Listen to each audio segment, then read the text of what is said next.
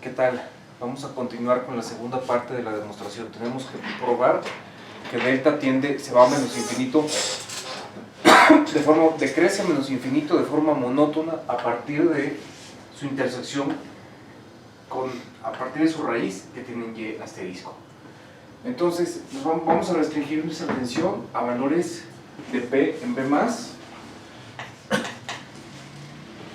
que sean mayores que Y asterisco, o sea que estén sobre Y asterisco.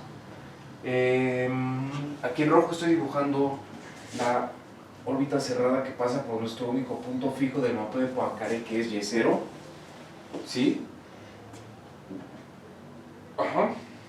Y estamos dividiendo la curva solución en tres: en gamma 1, gamma 2 y gamma 3.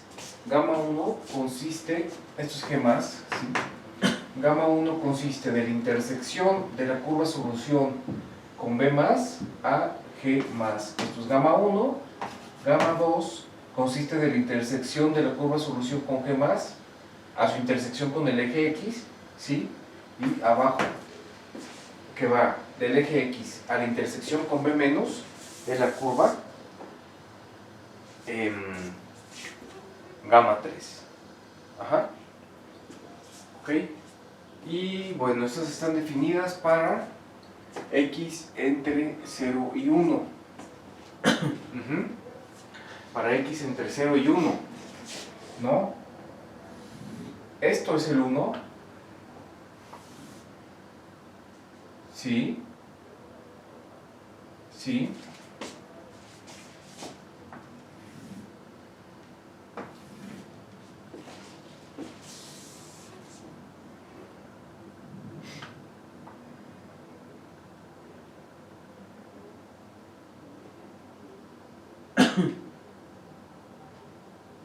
No.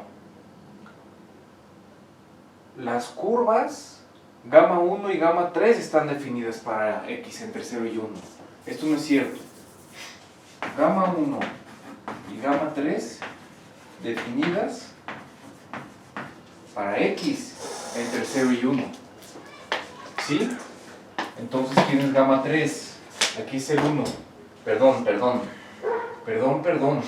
Gamma 3 es esto.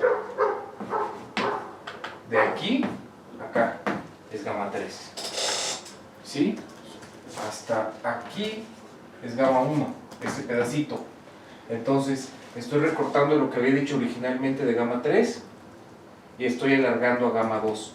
Porque entonces gamma 2, ¿dónde lo pongo? Lo voy a poner aquí, perdónenme. Gamma 2 definida para Y entre Y1 y Y2. ¿Sí? Donde esto es Y2 y esto es Y1. ¿Sí? Entonces, gamma 2 no es este pedazo como había dicho originalmente, sino que gamma 2 es todo este pedazote. Todo este pedazón. ¿Ok? Entonces, descomponemos a nuestra función delta en 3, delta 1, delta 2 y delta 3. ¿Sí? Y cada una de estas, porque originalmente delta está definida sobre toda gamma, pero lo estamos descomponiendo sobre gamma 1, gamma 2 y gamma 3. La estamos descomponiendo de esta manera. Observación: a lo largo de gamma 1, y de t puede expresarse como función de x. Ajá. Porque esta gamma 1, pues es una parametrización de esta forma, ¿no? Y podemos expresar a esa y como una función de x. Eso porque la función, la curva gamma 1 no tiene intersecciones consigo misma en ese intervalo.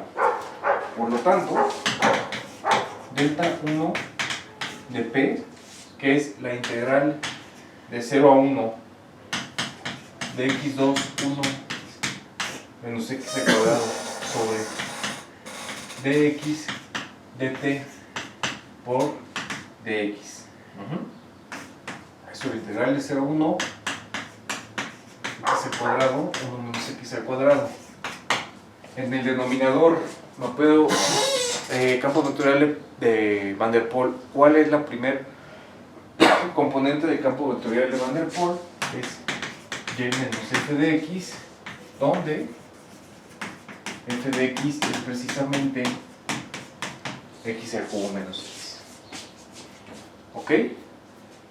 Al desplazar P hacia arriba en el eje Y, al desplazar a P hacia arriba en el eje Y o a lo largo del eje Y, o sea, para allá, y menos f de x crece. Y menos f de x crece, esto para puntos en esta curva, ¿sí? ¿Ok? Entonces, si el denominador está creciendo, por lo tanto, el integrando decrece y la integral también decrece. Por lo tanto, d1, delta 1 de P decrece al crecer P.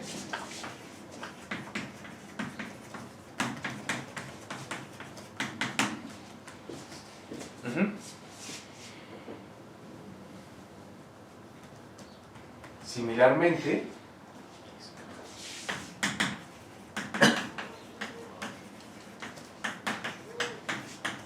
decrece P, decrece al crecer P.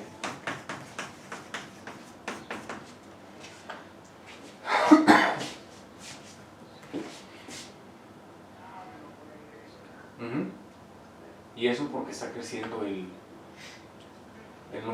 denominador y el numerador está acotado, ¿no?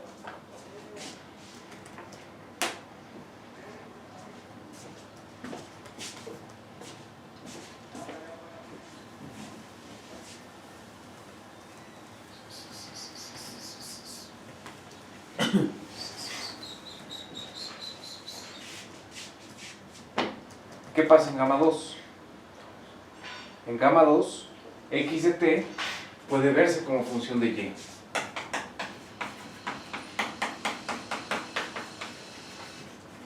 Puede expresarse como función de y. ¿Sí? Puede expresarse como función de y definida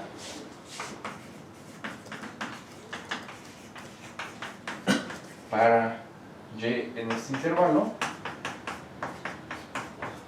y para x mayor o igual a 1.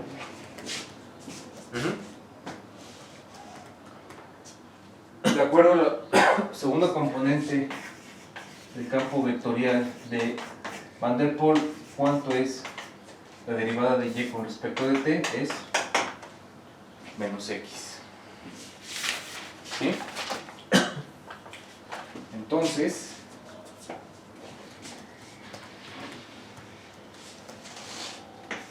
delta 2 de p es la integral de y2 a y1 del menos xy por 1 menos x cuadrado de y. ¿Por qué? Porque entonces aquí en lugar de x de t le enchufamos dy de t y es menos x y se nos canceló con una de las x que había arriba y además nos dejaron ese signo negativo que vamos a deshacernos de ese signo invirtiendo el orden de los límites de integración.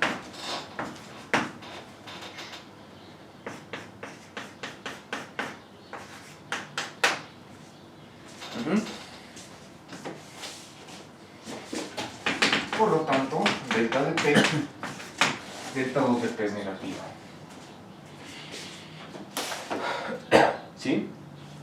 Porque x es mayor o igual a 1, entonces x al cuadrado es mayor o igual a 1, entonces 1 menos x al cuadrado es negativo. Y el otro xy es mayor a 1. Al crecer P,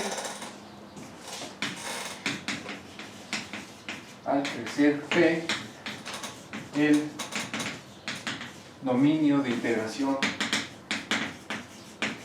¿Quién es el dominio de integración? Y1 y Y2 se vuelve más grande. Se vuelve más grande. Al crecer P, ¿en dónde? A ver, todo esto ¿dónde? Porque hemos estado diciendo, al desplazar P hacia arriba, por acá también está acá, decrece al crecer P, decrece al crecer P. Si nosotros tenemos P por acá y lo seguimos subiendo, entonces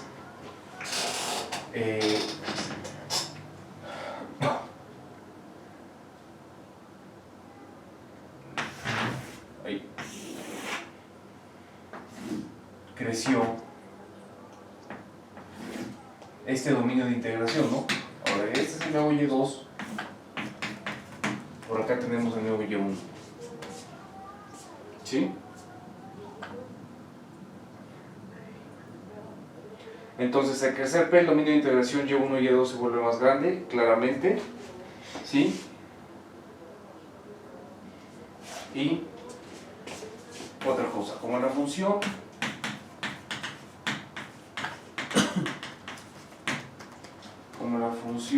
y que nos manda a xy depende de P, esta es la notación, ¿sí? La escribimos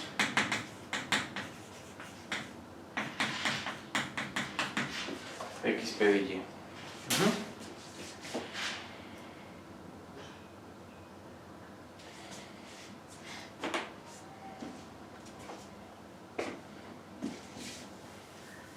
Ahorita que en este dibujo o en este esbozo dibujé P creciendo, ¿sí? ¿Qué pasó con la curva gamma 2? Pues se fue hasta acá, ¿no? ¿Sí? Entonces al crecer P, la curva gamma 2 se mueve a la derecha, se desplaza. Al crecer P, esto de al crecer P es precisamente al desplazar a P superiormente en el eje de más, ¿no? Al crecer P, la curva gamma 2 se desplaza a la derecha,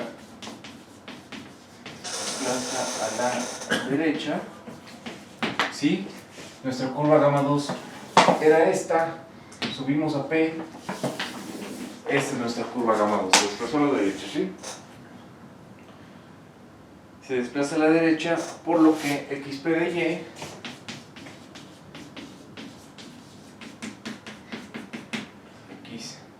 y crece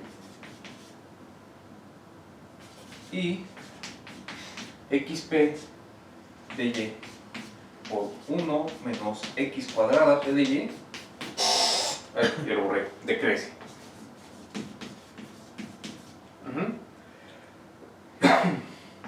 Por lo tanto, la función de 2p decrece al crecer p.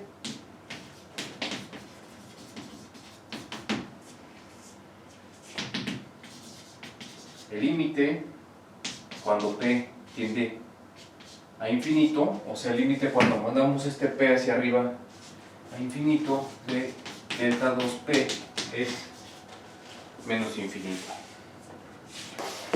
¿Sí?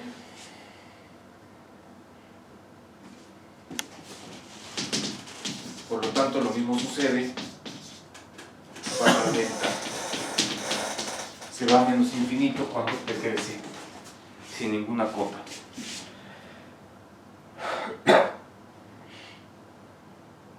Que es la otra parte de la demostración que queríamos probar. Ok. Y bueno, como una última punto en este video,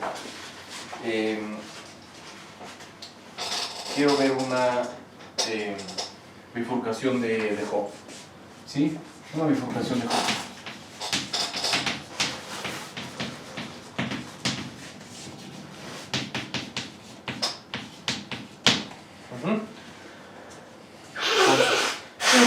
Vamos a suponer que la característica del resistor,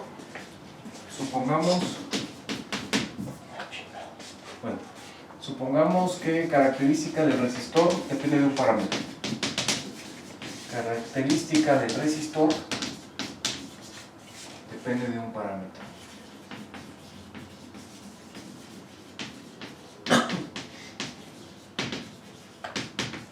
Un parámetro mu, que puede ser, por ejemplo, la temperatura del resistor, ¿no?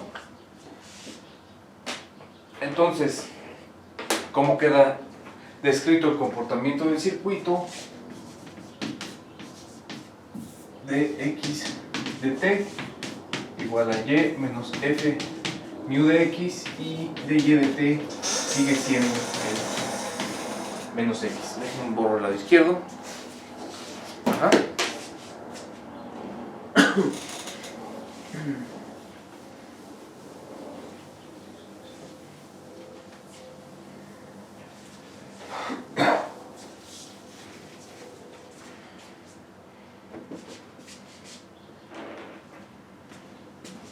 Por ejemplo, que f mu de x sea x al cubo menos mu x con mu entre menos 1 y 1. ¿Qué si observamos? Bueno, para mu igual a 1, aquí no tenemos a Van der Pol, ¿no? Hay un único punto de equilibrio que sigue siendo el origen. ¿Y cómo se ve el sistema linealizado?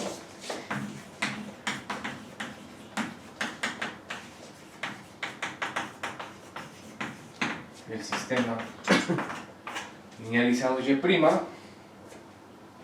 tenemos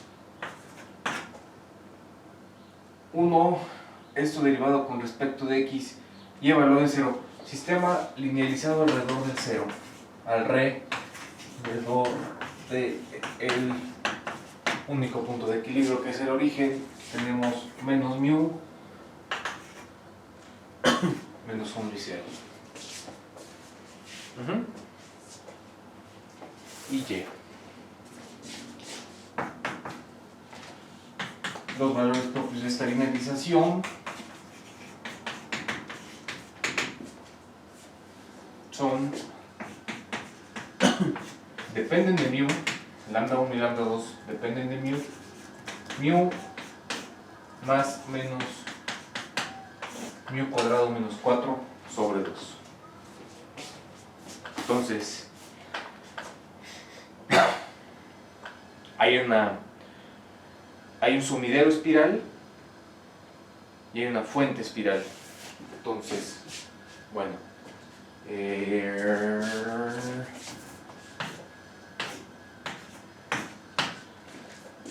si mu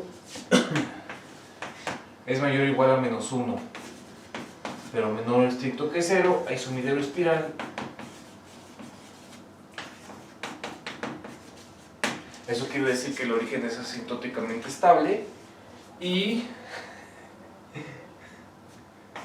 me dio risa Níger cuando dice que te di cátedra de rebelión en Tomochic y hay una fuente espiral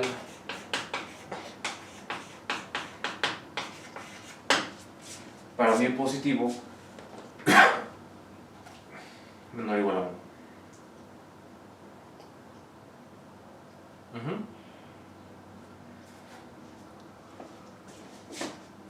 ¿Qué habíamos dicho en este caso?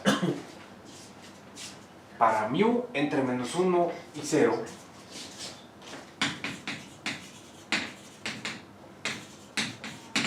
el resistor es pasivo.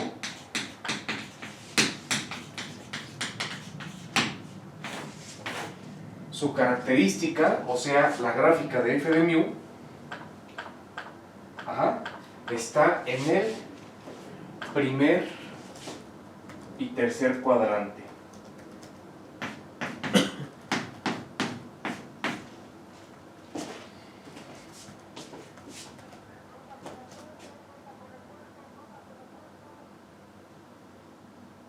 ¿Qué pasa, No sé. ¿Sí? En el primer y en el tercer cuadrante, resistor pasivo, ¿sí? ¿Qué quiere decir esto? El circuito muere, las corrientes y los voltajes se van a cero. Para esto, tiene que estar completamente contenido aquí. Pregunta, ¿es Van der Pol pasivo? No. ¿Cómo sabemos que no es pasivo? Varias cosas. Primero, su gráfica no está completamente contenido en esos subcuadrantes, ya que tenemos también presencia aquí y presencia acá. Segundo, esto les menciono, les había dicho, un resistor pasivo mata el sistema, ¿sí? Lo amortigua hasta la muerte, lo amortigua hasta que ya no hay movimiento. Voltaje y corriente se van a cero. Eso no sucede en Van der Pol. Precisamente acabamos de demostrar, ¿no?, la existencia, y además de que existe la solución periódica que nunca muere, atrae al resto de las soluciones. Entonces, Van der Pol es vida. Y es vida porque su resistor no es pasivo. No es pasivo porque no está contenido no está restringido, sí contenido, al primer y al tercer cuadrante. Cuando mu se hace positivo, el circuito o sea, ya pasando a mu, ¿no? Cuando mu se hace positivo, el circuito vive, o sea que el circuito oscila, ¿sí? Cuando mu pasa de ser negativo a ser positivo. Cuando mu pasa a ser positivo, el sistema oscila, y esto le voy a poner vive, ¿sí? Y aquí muere.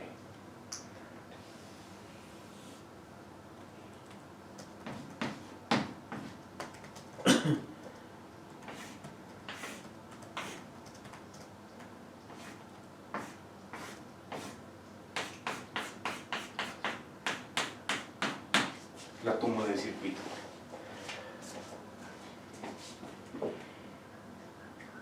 El análisis previo se aplica para mu entre 0 y 1.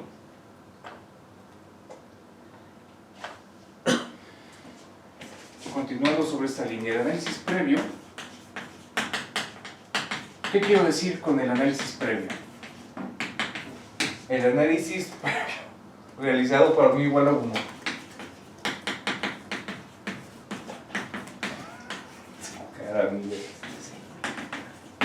El análisis previo, el realizado para mu igual a 1, se puede aplicar o se puede repetir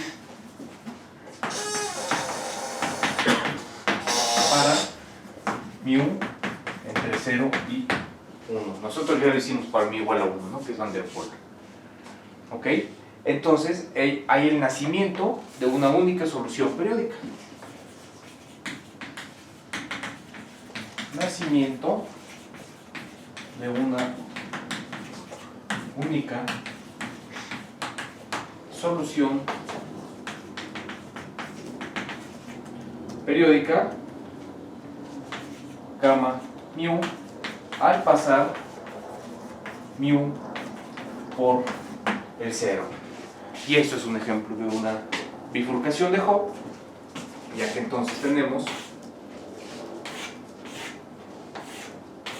¿sí?, veamos que para mu negativo,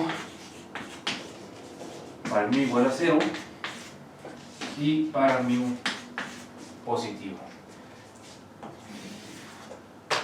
Para mu positivo hay una espiral, el origen tiene una espiral y se enrollan las trayectorias, tanto adentro como afuera. ¿Sí? Para mu negativo, el origen es asintóticamente estable y todas las soluciones se mueven. Para mu igual a 0 por Hartmann-Brockmann, como tenemos valores propios con parte real imaginaria pura, no sabemos qué pasaría en el caso no lineal. Hermann Grobman dice, yo no te puedo garantizar que tu linealización, que por cierto para la linealización son centros, ¿sí? Pero no importa lo que suceda en mi igual a cero. Lo importante es que para mi positivo existe una única solución periódica gamma mu, o sea que depende del parámetro. Para cada valor del parámetro entre 0 y 1 existe una única solución. Lo voy a cortar aquí por 1. ¿Sí? Entonces este fue un ejemplo de una bifurcación de Hopf y este va a ser el último video que voy a grabar. Aquí concluimos. Estoy interesado en subir un ejemplo de las ecuaciones de Fitzhugh-Nagumo, de Hodgkin-Huxley, de la aparición de bifurcaciones en la propagación de un impulso nervioso, ¿sí? Que tiene varios parámetros y tal, más de uno. Esas son las ecuaciones de Fitzhugh-Nagumo, propagación de un impulso nervioso y existencia o aparición de una bifurcación de Hopf en esas ecuaciones, en ese modelo. ¿Ok? Estoy pensando en hacer eso, pero eso ya sería un PDF y lo subo directo al Classroom. En lo que concierne a los videos, hasta aquí llegamos. Vean el PDF y hagan la última tarea. Bye.